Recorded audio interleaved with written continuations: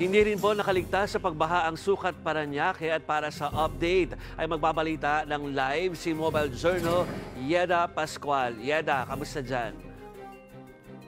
Yes, Joe, hindi tayo ngayon sa Evacom, sa Sukat, Parañaque. At mapansin natin na sobrang lakas pa rin ng ulan, ng hangin, at ang dilim pa rin ng kalangitan. Pero kung kumpara ko kanina, Joe, habang binabaybay natin itong kahabaan ng Dr. A. Santos Avenue, nagsimula yung baha sa may FM Sukat, kung saan hanggang 20 yung baha. At dito sa Evacom hanggang Bewang. Pero ngayon, ay suka naman na yung baha at tuloy-tuloy na yung biyahe ng mga sasakyan.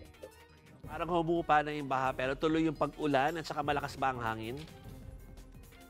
Yes, sobrang lakas, Jovi. Ayan nga, nakikita natin lahat, nakakapote. Yung mga payong kanina, nagliliparan na, bumabaliktad na, ganun kalakas yung hangin dito. Pero ang problema kasi kanina, Jovi, talaga yung pagbaha. Kaya mayroong mga dineploy dito ng mga bangsa, yung LGU para siyempre respondihan yung mga stranded individuals. Pero sa ngayon naman, okay na, meron ng mga jeep na namamasada at meron na rin mga tricycle.